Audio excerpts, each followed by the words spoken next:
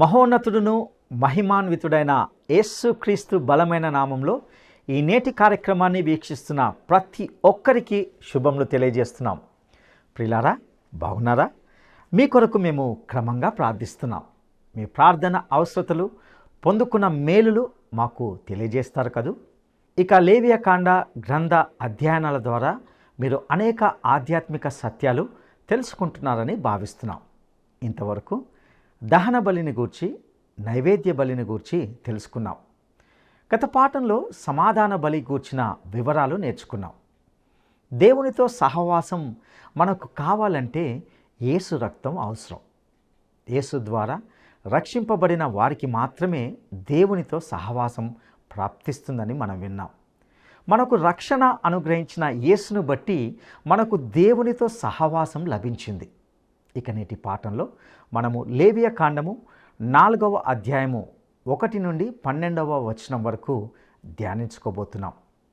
ఇందులో అజ్ఞానకృతమైన పాపాలు, యాజకుడు చేసే పాపాలు, సామాజిక పాపాలు, అధిపతుల పాపాలు, సాధారణ ప్రజల పాపాలు, పాప పరిహార బలి నియమాలను గురించి వివరంగా తెలుసుకోబోతున్నాం.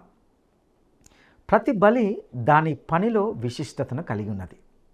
కాబట్టి మనము శ్రద్ధగా ఆకలింపు చేసుకోవడానికి ప్రయత్నించాలి. ఇక సందేశాన్ని శ్రద్ధగా విందామా? మా ప్రియ శ్రోతలకు యేసుక్రీస్తు వారి దివ్య నామమున శుభం. మీరంతా క్షేమంగా ఉన్నారని, అనుదినము సత్యవేద పారాయణమందు ఆనందిస్తున్నారని ఆశిస్తాము.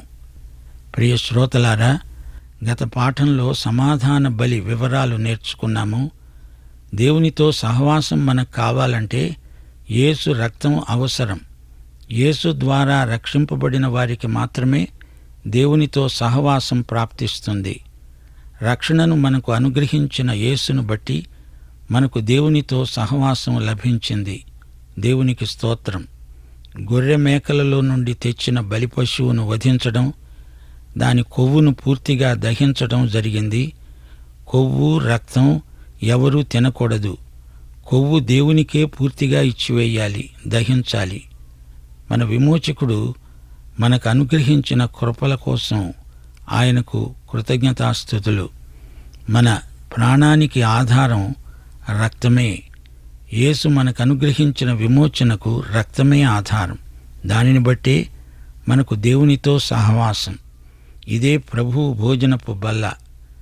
రక్షణ యేసు రక్తం వల్లనే. పవిత్రీకరణ సేవ అంటే కొవ్వును దహించడమే. రోమాపత్రిక 12వ అధ్యాయం, యోహాను సువార్త 15వ అధ్యాయం 14వ వచనం, ఫిలిప్పీ పత్రిక 3వ అధ్యాయం 10-14 వచనాలలో ఇదే దివ్య సత్యం బోధించబడింది. యేసు స్నేహితులం మనకు దేవుని సహవాసంలో ఎన్నెన్నో అనుభవాలు.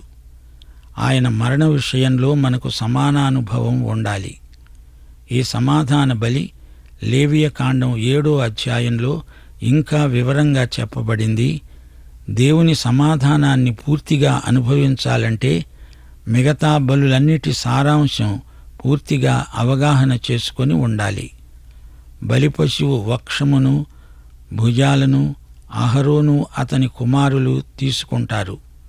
వక్షస్థలం యేసు ప్రేమను, భుజాలు ఆయన బలపరాక్రమములను చూపుతాయి. ఆయనే మన నిత్య రక్షణకు కారకుడు. ఆయనే మనలను రక్షించగల సమర్థుడు. ఇప్పుడు ఈ రోజున మన పాఠం లేవియకాండం 4వ అధ్యాయం. జాగ్రత్తగా వినండి. ఈ అధ్యాయంలో అజ్ఞానకృతమైన పాపాలు, యాజకుడు చేసే పాపాలు, సామాజికమైన పాపాలు, అధిపతుల పాపాలు, సాధారణ ప్రజల పాపాలు, పాప పరిహార బలి నియమాలు వివరంగా వర్ణించబడ్డాయి. ఇంతవరకు దహన బలి, నైవేద్య బలి, సమాధాన బలి వివరించబడినవి. ఈ మూడు యెహోవాకు ఇంపైన సువాసన గల పరిమళ హోమములు. ఈ మూడిట్లో యేసుక్రీస్తు యొక్క వ్యక్తిత్వం, మహిమాన్వితమైన ఆయన సౌశీల్యం మనకు కనిపిస్తాయి. అయితే మరో 2 బలులు యేసు శిలువ మీద మన పాపాల నిమిత్తం చేసిన రక్తబలిని చూపుతాయి. ఇవి 2 ఇంపైన సువాసన హోమాలు కావు. పాప పరిహార బలిలో పాపం ఒక స్వభావంగా చూపబడుతుంది. అతిక్రమ బలిలో పాపమనేది ఒక క్రియగా కనపరచబడింది. సోదరీ సోదరులారా, ప్రియ శ్రోతలారా, ఈ ప్రాముఖ్య సత్యాన్ని జ్ఞాపకం ఉంచుకోండి. మానవుడు స్వభావరీత్యా పాపి. అంతేకాదు, పాపక్రియలు చేస్తాడు కాబట్టి పాపి. పాపి కాబట్టి పాపం చేస్తాడు, పాపం చేస్తాడు కాబట్టి పాపి. ఈ రెండు సత్యాలను ఈ రెండు బలులు ద్యోతకం చేస్తాయి. పాప స్వభావాన్ని బట్టి మనిషి పాపక్రియలు చేయటం జరుగుతుంది. గమనించండి, పాప పరిహార బలిలో కొన్ని ప్రత్యేక లక్షణాలున్నాయి. దహన బలిని గురించి 17 వచనాల్లో చెప్పబడింది. నైవేద్య బలిని గురించి 16 వచనాల్లో వర్ణించబడింది. సమాధాన బలి విషయం కూడా 17 వచనాల్లో ముగించబడింది. అపరాధ బలి 19 వచనాలు, పాప పరిహార బలి 35 వచనాలు. దేవుని ఆత్మ ఈ చివరి 2 బలులకు విశేష ప్రాముఖ్యమిచ్చాడు. పాప పరిహార బలి ఇప్పుడు ఇక్కడ ప్రత్యేకంగా ప్రవేశపెట్టబడింది. లేఖనాలలో మొదటిసారిగా ఇది పేర్కొనబడడం గొప్ప విశేషం. ధర్మశాస్త్రం రాకముందు నుండే మానవుడు పాపి. అయితే మానవుడు పాపి అనే విషయాన్ని బయలుపరిచింది ధర్మశాస్త్రమే. పాప పరిహార బలి అనేది పస్కా, పెంతెకోస్తు పండుగల్లో, బూరలు ఊదే పండుగలో, పర్ణశాలల పండుగలలో అర్పించబడుతుంది. యామ్ కిప్పూర్ అనే ప్రాయశ్చిత్త దినాన కూడా ఈ పాప పరిహార బలి అర్పించబడుతుంది. అప్పుడు ప్రధాన యాజకుడు అతి పరిశుద్ధ స్థలంలోకి వెళుతాడు. పాప పరిహార బలికి దహన బలికి తేడా ఉంది. ఈ 2 బలులు ఒకే చోట అర్పించబడతాయి. దహన బలి రూపమైన పశువులను వధించే చోట పాప పరిహార బలి పశువులను యెహోవా సన్నిధిలో వధించాలి. అది అతి పరిశుద్ధం. దహన బలి ముగిసినప్పుడు పాప పరిహార బలి మొదలవుతుంది. దహన బలి యేసు ఎవరో చెబితే, పాప పరిహార బలి యేసు ఏమి చేశాడో చూపుతుంది. దహన బలిలో క్రీస్తు దేవుని మహోన్నత పవిత్ర ప్రమాణాన్ని నెరవేర్చాడు. పాప పరిహార బలిలో మానవుని ప్రగాఢమైన అక్కరను క్రీస్తు తీరుస్తున్నాడు.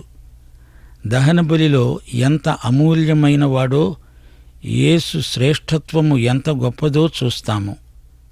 పాప పరిహార బలిలో పాపము దేవునికి ఎంత అసహ్యమైనదో, హేయమైనదో చూడగలం. ఇప్పుడు లేవియకాండం 4వ అధ్యాయం 1వ వచనం నుండి జాగ్రత్తగా వినండి. యెహోవా మోషేకు ఈలాగు సెలవిచ్చాడు.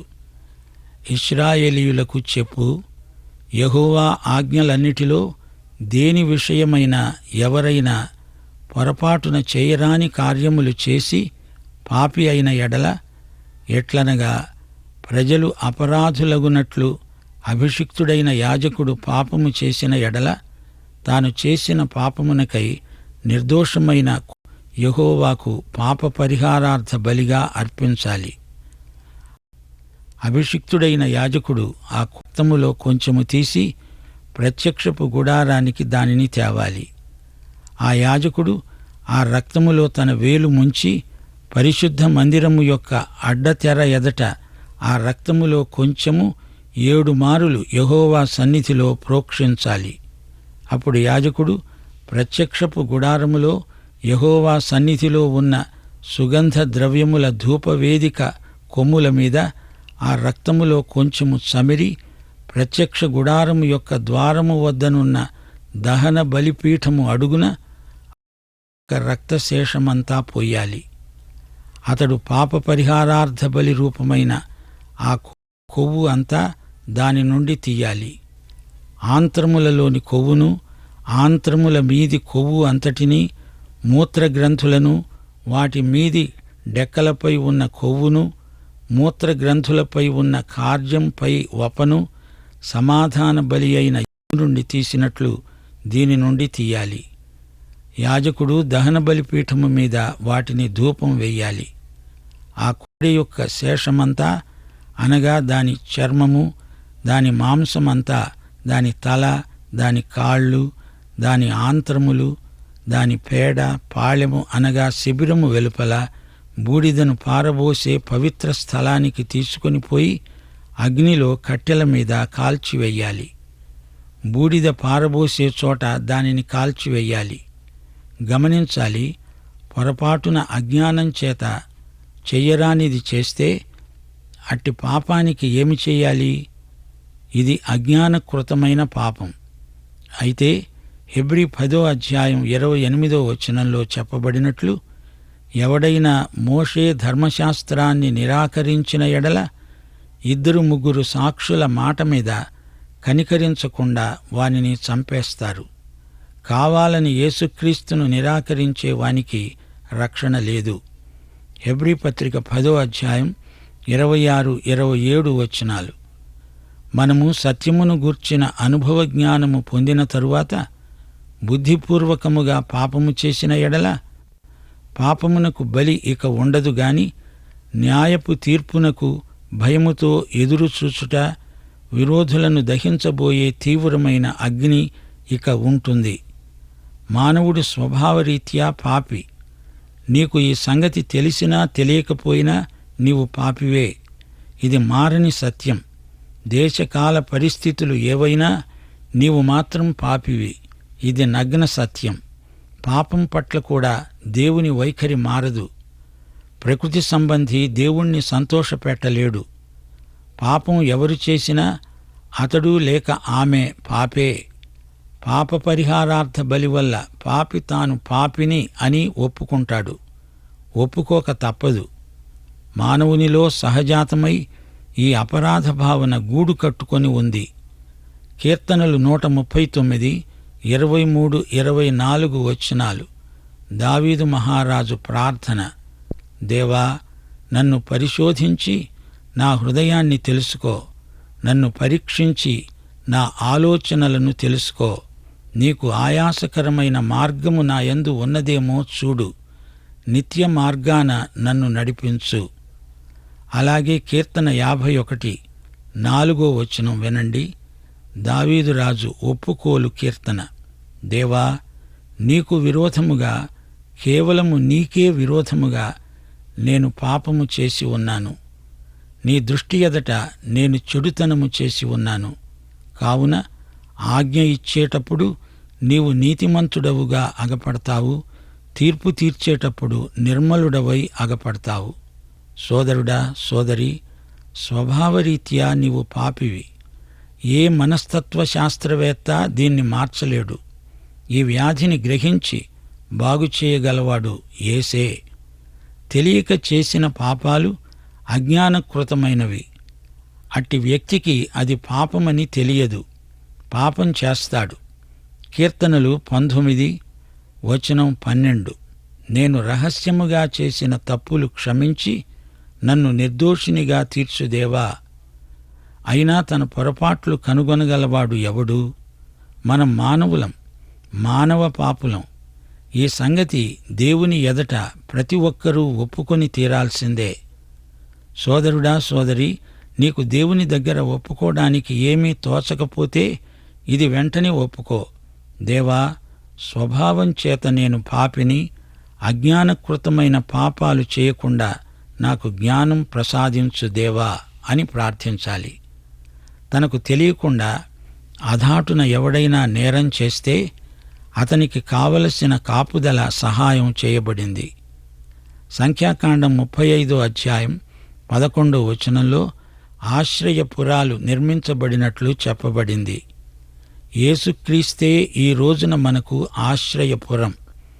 1 యోహాను 2వ అధ్యాయం 1వ వచనం: నా చిన్న పిల్లలారా, మీరు పాపము చేయకుండుటకై ఈ సంగతులను రాస్తున్నాను.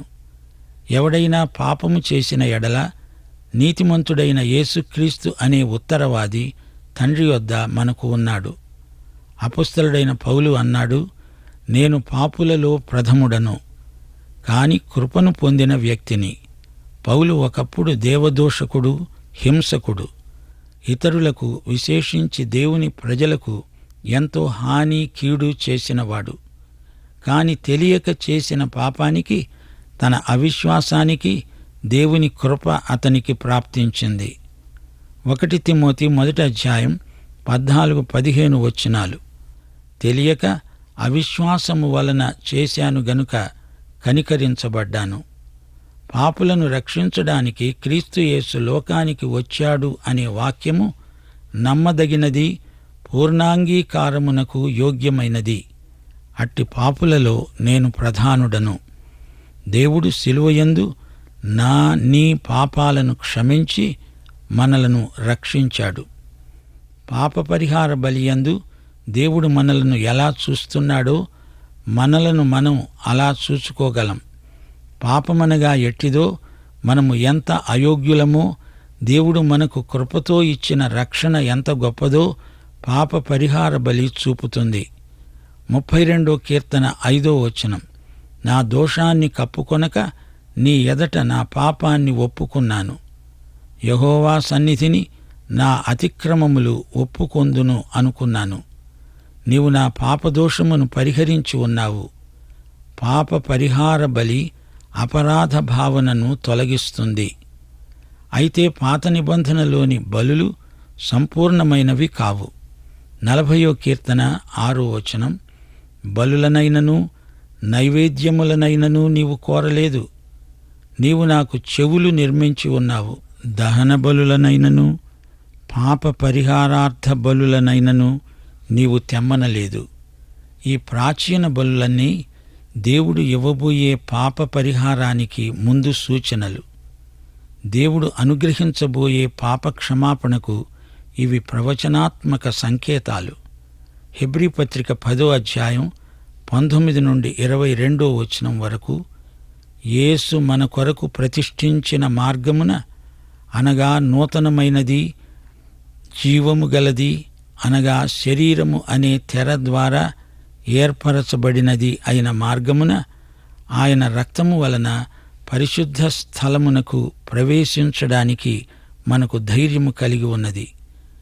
దేవుని ఇంటిపైన మనకు గొప్ప యాజకుడున్నాడు గనుక మనస్సాక్షికి కల్మషము తోచకుండునట్లు ప్రోక్షింపబడిన హృదయములు గలవారము, నిర్మలమైన ఉదకముతో స్నానము చేసిన శరీరములు గలవారమై విశ్వాస విషయములో సంపూర్ణ నిశ్చయత కలిగి యథార్థమైన హృదయముతో మనము దేవుని సన్నిధానమునకు చేరుదాము. ఇప్పుడు నీవు నేను ఆయన సన్నిధిలోనికి ధైర్యంతో వెళ్ళగలం. ఎందుకనగా యేసే మన పాప పరిహార బలి అయ్యాడు. మనము తెలియక చేసిన పాపాలకు కూడా ఆయనే పాప పరిహారమై ఉన్నాడు. మానవుని విషయమై దేవుని వైఖరి ఎలాంటిదో చూడండి. దేవుని నీతికి, దేవుని న్యాయానికి మరోవైపున ఏముందో చూడండి.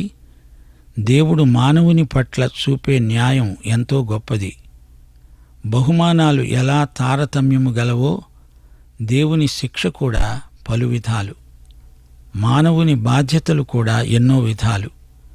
బాధ్యత ఎంత గొప్పదో అందులో కూడా తరతమ భేదాలున్నాయి. పాప పరిహార బలిలో పాల్గొనే వ్యక్తులు ఎలాంటివారో చూడండి. యాజకుడు చేసే పాపాలు. అతడు నాయకత్వ పదవి అధిరోహించి ఉన్నాడు. నాయకుడు తప్పు చేస్తే ప్రజలందరూ తప్పు చేస్తారు. నాయకుని పాపమే ప్రజల పాపమవుతుంది. యాజకుడు ఎలాంటివాడో అతన్ని వెంబడించేవారు అలాంటివారే అవుతారు. బలి అర్పించేటప్పుడు ఒక కోడెను తేవాలి. యాజకుని పాపం ప్రత్యేకమైనది. పాపం అందరిలో ఒకటే, కాని యాజకుని బాధ్యత వేరు, సాధారణ వ్యక్తుల బాధ్యతలు వేరు. అతడు చేసే బలి విలువను బట్టి అతని బాధ్యత ఎంత గొప్పదో మనం నిర్దేశించగలం. కొత్త నిబంధనలో కూడా క్రైస్తవ విశ్వాసికి హెచ్చరికలు ఇవ్వబడ్డాయి. పాపమనగా మేలైనది ఎరిగి ఉండి దానిని చేయకుండుట. యాకోబు పత్రిక 4:17 యాకోబు పత్రిక 3:1 అందుకే భక్తుడు చెప్తున్నాడు, నా సహోదరులారా, బోధకులమైన మనము మరి కఠినమైన తీర్పు పొందుదుమని తెలుసుకొని మీలో అనేకులు బోధకులు కావద్దు. నీవు బోధకుడవా? అయితే నీకు గొప్ప బాధ్యత ఉంది. దేవుని పని ఏదైనా అది నీకు అప్పగించబడిన గొప్ప బాధ్యతే. ఆశీర్వాదాలన్నిటితో పాటు బాధ్యతలు వస్తాయి. నీకు అప్పగించబడిన బాధ్యతల విషయమై నీవే నీ దేవునికి లెక్క అప్పగించాలి. యాజకుడు కూడా మానవుడే, మానవ బలహీనతలు ఉన్నవాడే. హెబ్రీ పత్రిక 7వ అధ్యాయం 28వ వచనం, ధర్మశాస్త్రము బాధ్యత గల మనుష్యులను యాజకులనుగా నియమిస్తుంది.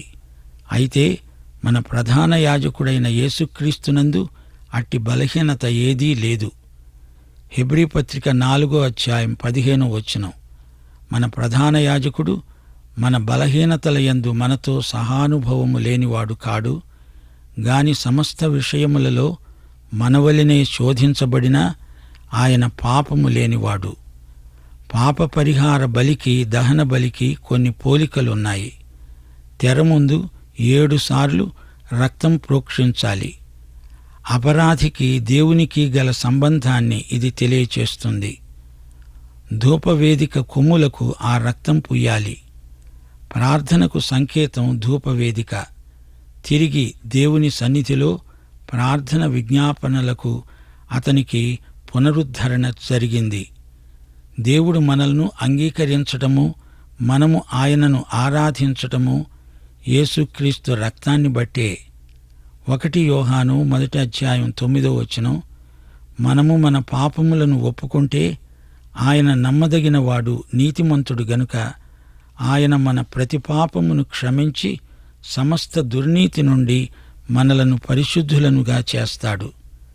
హెబ్రీ పత్రిక 9వ అధ్యాయం 22వ వచనం, ధర్మశాస్త్ర ప్రకారం సమస్త వస్తువులు రక్తము చేత శుద్ధి చేయబడతాయి.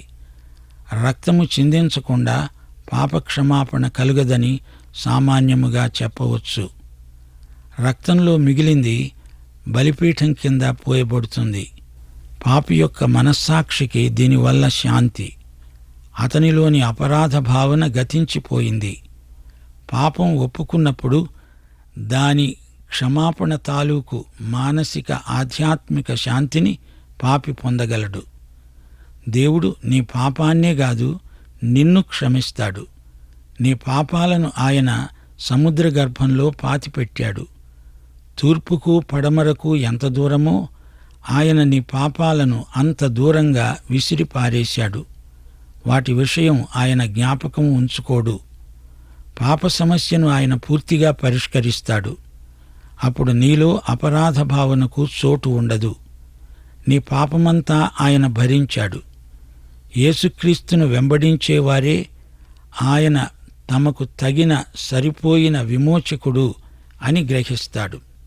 ఇక ఈ పాప పరిహార బలి దహన బలిలాగా జరుగుతుంది. సహవాసం పునరుద్ధరించబడింది. సేవ మళ్లీ ఆరంభమైంది. కొవ్వును బలిపీఠముపై దహించాలి. కొవ్వు అనేది బలిపశువులో బహుశ్రేష్టమైన భాగము అని చెప్పుకున్నాము కదా. ఇప్పుడు దహించబడిన మిగిలిన భాగాలు గుడారానికి బయట దహిస్తారు. పాపము ఎంత పాపభూయిష్టమో ఇది చూపుతుంది. ఈ బలిపశువు పాపవాహకుడైన యేసుక్రీస్తును మాత్రమే సూచిస్తుంది. ఈ పశువు పాప పరిహార బలి. యేసు మన కోసమే పాపముగా చేయబడ్డాడు. హెబ్రీ పత్రిక 13వ అధ్యాయం 10 నుండి 14వ వచనం వరకు, మనకు ఒక బలిపీఠము ఉన్నది, దాని సంబంధమైన వాటిని తినటానికి గుడారములో సేవ చేసేవారికి అధికారము లేదు. వాటి రక్తము పాప పరిహారార్థముగా పరిశుద్ధ స్థలములోకి ప్రధాన యాజకుని చేత తేబడుతుంది. ఆ జంతువుల కళేబరాలు శిబిరానికి వెలుపట దహించబడతాయి. కావున యేసు కూడా తన స్వరక్తము చేత ప్రజలను పరిశుద్ధపరచడానికి గవిని వెలుపట శ్రమ పొందాడు. కావున మనము ఆయన నిందను భరిస్తూ శిబిరము వెలుపలికి ఆయన వద్దకు వెళ్ళుదాము. నిలువరమైన పట్టణము మనకు ఇక్కడ లేదు, కాని ఉండబోయే వాటి కోసం ఎదురు చూస్తున్నాము. మతం కాదు, యేసుక్రీస్తు రక్తమే దేవుని నైతిక ప్రమాణాన్ని అమలుపరచగలదు. మన దేవుడు పరిశుద్ధుడు. యేసు రక్తమే మన పాపాలను క్షమించగలదు. మరో పద్ధతిలో మానవ పాపం పరిష్కారం కాదు. యేసే మన పాపాన్ని మోసుకొని పోయిన దేవుని గొర్రెపిల్ల. ఆయనే శ్రేష్టమైన బలి. ఈ బలి పశువును శిబిరము వెలుపట దహించారు. పాఠం ఇంతటితో సమాప్తం. ప్రార్థన చేసుకుందాం. పరిశుద్ధుడైన మా పరమతండ్రి, నీ నోటి మాటలు మా ఆత్మలకు ఎంతో అమూల్యమైనవి. దప్పికొన్న వారికి నీ మాటలు అమృతము వంటివి. ప్రభు, మీరు మాతో మాట్లాడారు. బలులను గురించి మీరు మాకు నేర్పిన సత్యాలు మా జీవితాలకు మేము అన్వయించుకొని క్రీస్తునందలి ప్రేమలో వర్ధిల్లునట్లు సహాయము దయచేయమని యేసుక్రీస్తు వారి దివ్యనామమున ప్రార్థిస్తున్నాము తండ్రి. ఆమేన్. ప్రియులారా, ఇంతవరకు మీరు లేవియకాండము 4వ అధ్యాయం నుండి కొన్ని శ్రేష్టమైన ఆధ్యాత్మిక సత్యాలను నేర్చుకొని ఉన్నారని తలుస్తున్నాం. ముఖ్యంగా పాప పరిహారార్థ బలిని గురించి తెలుసుకున్నాం. ఈ 4వ అధ్యాయంలో ఆజ్ఞాతిక్రమమైన పాపాలు, యాజకుడు చేసే పాపాలు, సామాజికమైన పాపాలు, అధిపతుల పాపాలు, సాధారణ ప్రజల పాపాలు, పాప పరిహారార్థ బలి నియమాలను గురించి కొంత వివరంగా తెలుసుకున్నాం. అదేవిధంగా నైవేద్య బలి, సమాధాన బలులను గురించి కూడా వివరించబడినట్లుగా ఇందులో చూసాం. ప్రతి మానవుడు పాపి అని లేవియకాండం చెబుతూ ఉంది. ఇది నగ్న సత్యం. పాపం పట్ల కూడా దేవుని వైఖరి ఎంతమాత్రమూ మారదు. పాపం ఎవరు చేసినా వారు పాపులే. పాప పరిహారార్థ బలి వల్ల పాపి తాను పాపిని అని ఒప్పుకుంటాడు. ఒప్పుకోక తప్పదు. మానవుడిలో సహజమైన ఈ అపరాధ భావన గూడు కట్టుకొని ఉంది. ఈ అపరాధ భావంను తొలగించగలవాడు యేసుక్రీస్తు మాత్రమే. పాపం అనగా ఎట్టిదో, మనము ఎంత అయోగ్యులమో, దేవుడు మనకు కృపతో ఇచ్చిన రక్షణ ఎంత గొప్పదో పాప పరిహారార్థ బలి మనకు చూపుతుంది. పాప పరిహారార్థ బలి అపరాధ భావాన్ని తొలగిస్తుంది. యేసే మన పాప పరిహారార్థ బలి అయ్యాడు. మన పాపములకు ఆయన పాప పరిహారమై ఉన్నాడు. ప్రియ సహోదరుడా, సహోదరి, నీవు పాపివని దేవుని యొద్ద ఒప్పుకోవాలి. పాపము నుండి తప్పించమని దేవుణ్ణి నీవు ప్రార్థించాలి. పాపమును ఒప్పుకున్నప్పుడు మానవుడు మానసిక ఆధ్యాత్మిక శాంతిని పొందగలడు. అట్టి కృప దేవుడు మీకు దయచేయునుగాక. దైవాశీస్సులు.